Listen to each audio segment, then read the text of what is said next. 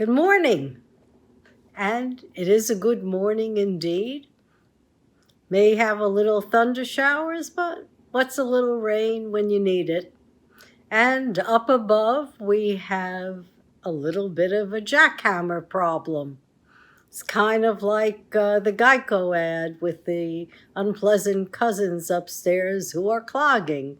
However, we're building a school next door to us for early learning, and I surmise that the jackhammering is a good thing if it means that there's a place for kids to go that will be new and accessible and safe. So, hardly seems like I was on vacation at all.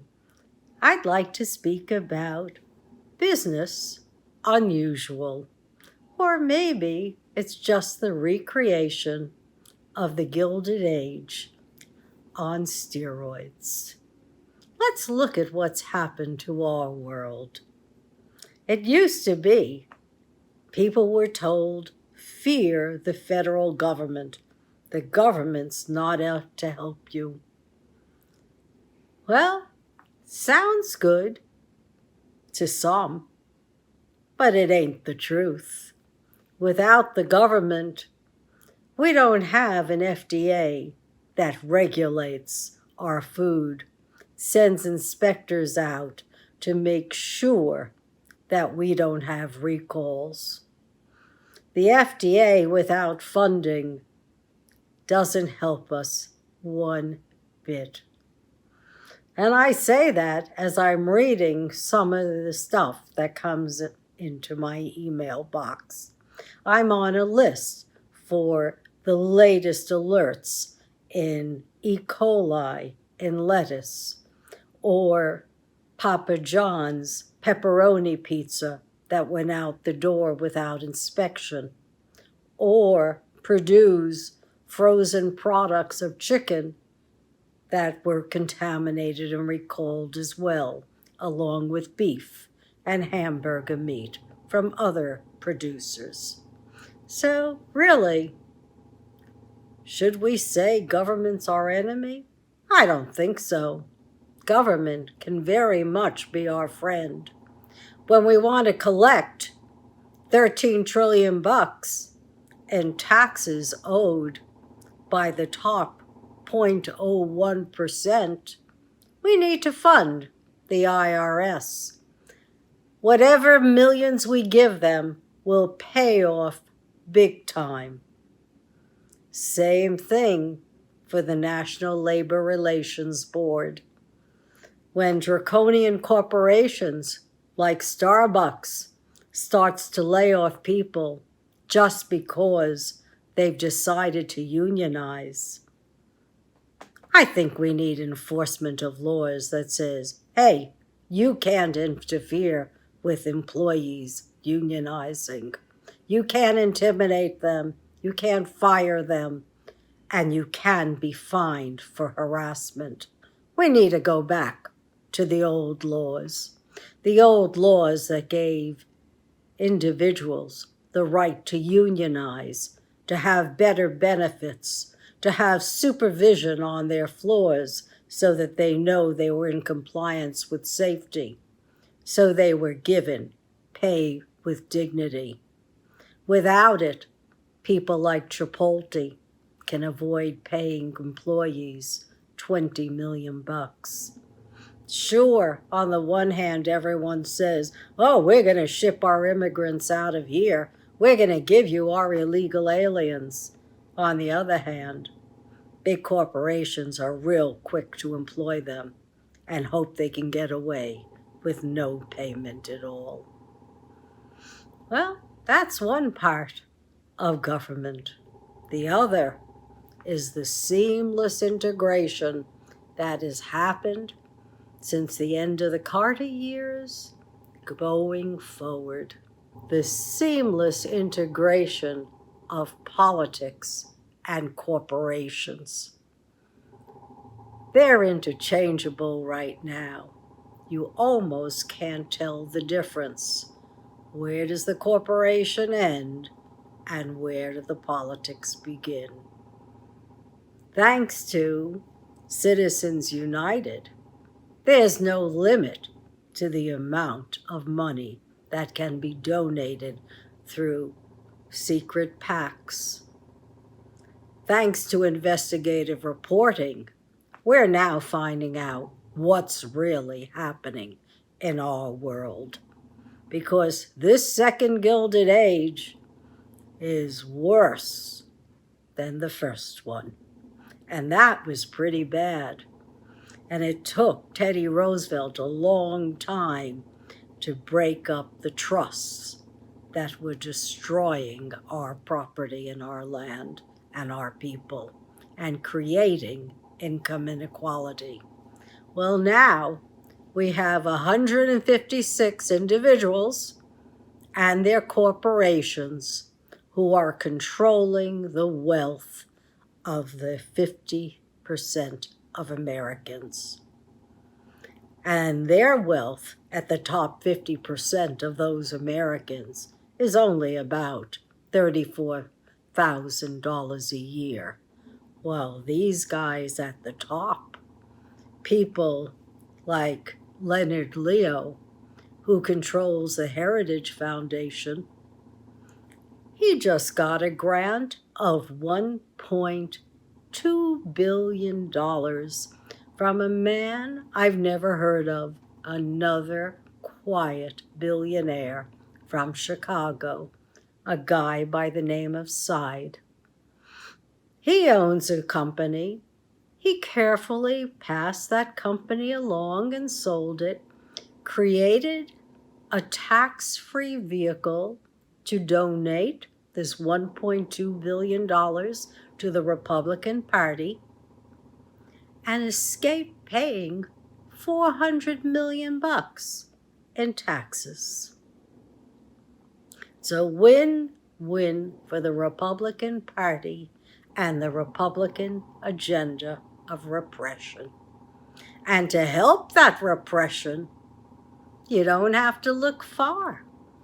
Thanks to some investigative reporting that remains, Jones Day, a really large law firm in New York City with now international tentacles globally, they're responsible for the judges that we see sprinkled across our land. Who knew Scalia came from Jones Day? Who knew McGahn, who was Trump's attorney during the campaign and way into his administration, he came from Jones Day, as well as law clerks to Sandra Day O'Connor and Scalia. And to add icing on the cake, hundreds of lawyers from Jones Day are now in our federal government, our state justices, and they are shaping conservative law. And how are they crafting it, and with whom? They're crafting it so we, the people, don't really retain too many rights. In fact, they're making sure of it by putting in folks like Ron Johnson, McCarthy, and others, and all the justices to the Supreme Court that Trump nominated. McCann was responsible for two of them, and Amy Coney Barrett was the third one. The new power couple, the Lovitts, because they espouse, it's not really the old Republicanism, no siree. This mega law firm squelches EPA, casts doubt on the IRS, supported R.J. Reynolds in their denial of cigarettes causing cancer, supported and defended Keating in his savings and loan fraud under Reagan, and does so much more in terms of casting doubt on vaccines, on our climate, and making it difficult because they know the law for the federal government to overcome a lot of what they've done. So you bet the whole system is rigged, and it's rigged with big money, and big money coming from large Republican donors where the market uber alles is everything. Doesn't work for us so much, folks. Not even a teensy. But if you want to make money, big money, have it all, your money and my money, well, there's those 156 folks and their corporations who control more wealth than 100 and some odd million people. And then there's Jones Day, a legal firm that helps them all work seamlessly to make sure that we don't think too much, we're not too skeptical, and we allow ourselves to be hoodwinked. Not all of us.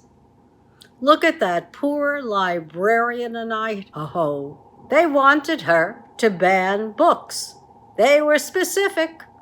Ban books on social justice, ban books on the LGBTQ&A community, ban them. And she refused, and she kept arguing with them, and they kept harassing her, and they kept targeting her on social media. Finally, she was considering leaving the state that she had lived in all her life. Instead, she resigned as librarian from the Idaho position that she's held for years. And why did she do that? Because they wouldn't listen to her. Evidently, the library that she was in control of didn't have any of the books they wanted her to ban. Nobody listened. That's all she was trying to say was, I don't want to do what you're telling me because those books don't exist in my library. They were so busy harassing her because she said no, but they didn't listen to why she said no. Well, maybe that's a lot of people's problems. Listen, be skeptical. When someone tells you to do something and you know it isn't right, find out, why are they doing that? If somebody slanders another human being and you know it isn't right, we weren't brought up that way, listen, find out, what does that person have to gain? And then don't listen anymore and tell others to do the same. Don't listen to slander. Don't listen to remarks that are way out of whack with the feelings that we know we have, just because people want to get our hot spots all the time. Look at the reality around you. We're all suffering from drought. We're all suffering from heat. It's global. We don't get rid of the indigenous Indians because they know how to reclaim our land and our resources. They did it after Hoover, and Hoover tried to annihilate them by taking away and murdering 60 million buffalo. The Indians, when we listen to them, and they are listening to them in other countries, They know how to reclaim our resources. They know how to restock our rivers. Because right now, folks, there is commerce that's at stake. If you don't have a flowing river, you can't get barges across. You can't get barges, then guess what? Industry doesn't survive either. So not only have we killed off the population along the rivers and killed off the fish and plants that we need to survive on, we've killed our economy as well. And speaking of economy, don't listen to those folks who say the canceling of the $10,000 in student debt is inflationary. It isn't. They were making a fortune in interest on these poor kids. And maybe now they'll be able to afford a home and won't have to live with their parents and their grandparents. It's not inflationary when you help the poor and the middle class. It is inflationary when you give corporations carte blanche, and 3 corporations control all of our global food distribution, and another 3 corporations control all of the seeds and the fertilizer, and about 10 supermarkets control what food we eat. They're the inflationary people, not the kids, not those who are going to inherit this earth. And hopefully they'll inherit it with something that's going positive. But not until we start getting a separation of corporations out of politics. It's got to happen, because if there was ever a time for antitrust, this is it. Not just technology, it's the big guys that are controlling the majority. And in this country, it's out of control. No other Western nation allows their corporations so much power as we do. Corporations and government, it is a dreadful mix for we the people when corporations are 100% unaccountable. So, when you're thinking and you're being a little skeptical, maybe be a little more skeptical, because we haven't had it quite so much. And next week, I'll tell you what we really got to be scared about. It's not just the digital republic. It's what the digital republic creates. It's the surveillance state. And it's not the federal government, folks. It's corporations. So, when I say be scared of corporate power, I mean be scared of corporate power. It's not the federal government anymore, unless it's the Republican Party. And there's no buts about it, corporations need to be reined in so that we, the people, can survive and thrive. We're the shareholders and the stakeholders in this too, and we deserve our voice. And for those of you who are in your 40s and 50s and think you're not as big of a group as the millennials, think again. You guys are over 20 million folks. The millennials may be 21 million, 22. I'd like to hear your voices as well. That's my kids' voices have to be as well heard as the millennials, my grandchildren.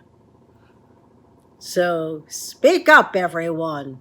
It's time for every voice to be heard, and beware of the seamless connection between corporations and government. Thank you for listening. See ya next week. Bye now.